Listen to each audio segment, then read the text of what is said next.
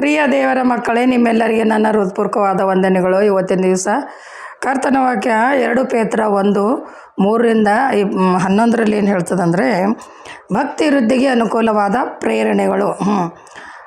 ಆ ಪ್ರೇರಣೆಗಳು ಯಾವ್ಯಾವು, ಎದರಲ್ಲಿಂದ ನಾವು ಭಕ್ತಿಯನ್ನು ವೃದ್ಧಿ ಮಾಡಬೇಕು ಅಂಥೇಳಿ ಈ ವಾಕ್ಯ ಇರ್ತದೆ. ಅಂದರೆ ಕರ್ತನ ವಾಕ್ಯ ಹೇಳ್ತದೆ, ಯಾರ್ಯಾರು ನನ್ನನ್ನು ಪ್ರೀತಿಸ್ತಾರೋ ಅವರು ನನ್ನ ಆಜ್ಞೆಗಳನ್ನು ಕಾಯ್ಕೊಂಡು ಅದೇ ರೀತಿಯಿಂದ ನನ್ನ ಪ್ರಭಾವದ ಮೂಲಕ, ಕರುಣೆ ದಯದ ಮೂಲಕವಾಗಿ ನೀವು ನಿಮ್ಮ ಲೌಕಿಕ ಪಾಪಗಳು ಅಪರಾಧಗಳನ್ನು ಕ್ಷಮಿಸಬೇಕಾದರೆ ಈ ಎಲ್ಲ ಕೆಲವು ಆತ್ಮಿಕ ಫಲಗಳು ನಿಮ್ಮಲ್ಲಿದ್ದರೆ ಅದರಿಂದ ನೀವು ನಮ್ಮನ್ನು ಜಯಿಸಬಹುದು. ಪಾಪಗಳಿಂದ ಕ್ಷಮಿಸಿ ದೇವರು ನಮ್ಮನ್ನು ತೊಳೆದು ಒಂದು ಒಳ್ಳೆಯ ಮಾರ್ಗದಲ್ಲಿ ನಡೆಸಲು ಸಾಧ್ಯ ಆಗ್ತದೆ ಅಂತ ಹೇಳ್ತದೆ. ಅದು ಯಾವ ಗುಣಗಳು ಅಂತಂದರೆ, ಕರ್ತನ ವಾಕ್ಯ ಹೇಳ್ತದೆ ರೋಮಾಪುರದವರಿಗೆ 12:1 ಆದುದರಿಂದ ಸಹೋದರರೇ, ದೇವರ ಕನಿಕರವು ನಿಮ್ಮ ನೆನಪಿಗೆ ತಂದು ನಿಮ್ಮನ್ನು ಬೇಡಿಕೊಳ್ಳುವುದೇನೆಂದರೆ, ನೀವು ನಿಮ್ಮ ನಿಮ್ಮ ದೇಹಗಳನ್ನು ದೇವರಿಗೆ ಮೀಸಲಾಗಿಯೂ ಮೆಚ್ಚುಗೆಯಾಗಿರುವ ಸಜೀವ ಯಜ್ಞವಾಗಿ ಅರ್ಪಿಸಿರಿ.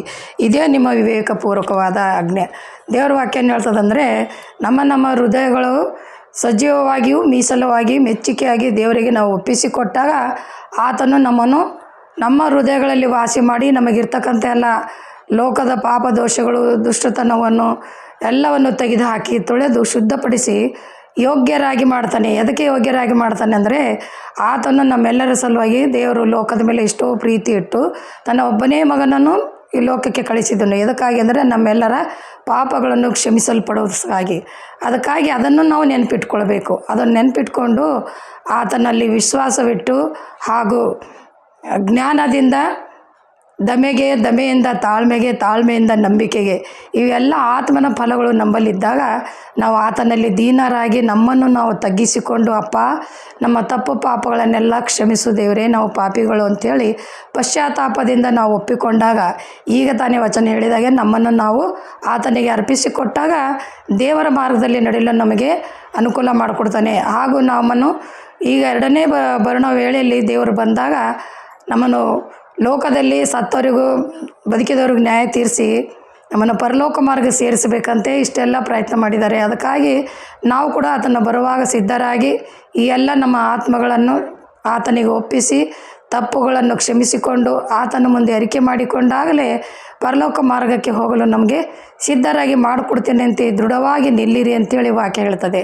ಸಿದ್ಧರಾಗಿ ಅಂದರೆ ನಮಗಿರ್ತಕ್ಕಂಥ ತಾಳ್ಮೆ, ದಮೆ, ಶಾಂತಿ, ಜ್ಞಾನ, ದೇವರ ಕೊಟ್ಟ ಪರಿಜ್ಞಾನದಿಂದ ಒಳ್ಳೆ ಮಕ್ಕಳಾಗಿ ಜೀವಿಸಿ ಆತನ ವಾಕ್ಯಗಳಿಗೆ ಅನುಗುಣವಾಗಿ ನಡ್ಕೊಳ್ಬೇಕೆನ್ನೋದೇ ಆತನ ಮಾರ್ಗದಲ್ಲಿ ನಡಿಬೇಕನ್ನೋ ದೇವರ ಉದ್ದೇಶವಾಗಿದೆ.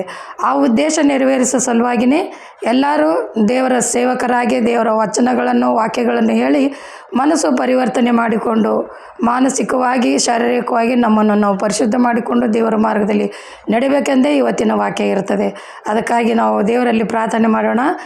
ಅಪ್ಪ ತಂದೆ, ಇವತ್ತಿನ ದಿನ ವಾಕ್ಯ ಏನಿರ್ತದಂದರೆ, ನಮ್ಮನ್ನು ನಾವು ಪರೀಕ್ಷಿಸಿಕೊಂಡು ನಮ್ಮ ಹೃದಯಗಳನ್ನು ಮೀಸಲಾಗಿ ಮೆಚ್ಚುಗೆಯಾಗಿ ದೇವರಿಗೆ ಅರ್ಪಿತವಾಗಿ ಕೊಟ್ಟಾಗಲೇ ಆತನು ತನ್ನ ಪರಿಶುದ್ಧ ರಕ್ತದಿಂದ ತೊಳೆದು ನಮಗೆ ನೀತಿ ಮಾರ್ಗದಲ್ಲಿ ನಡೆಸಿ ಪರಲೋಕ ಮಾರ್ಗಕ್ಕೆ ಹೋಗಲು ದೃಢವಾಗಿ ನಿಲ್ಲುವಿರಿ, ನೀವು ಎಂದೂ ಎಡುವುದಿಲ್ಲ ಅಂಥೇಳಿ ವಾಕ್ಯ ಹೇಳ್ತದೆ. ಆ ಪ್ರಕಾರ ನಡ್ಕೊಳ್ಳಲು ನಿನ್ನ ಆಶೀರ್ವಾದ ಕೊಟ್ಟು ದಯಪಾಲಿಸಬೇಕಾಗಿ ಕರ್ತನೇ ನಿನ್ನೊಂದೇ ನಾಮದಲ್ಲಿ ಬೇಡಿ ಹೊಂದಿದ್ದೇನೆ ರಕ್ಷಕ.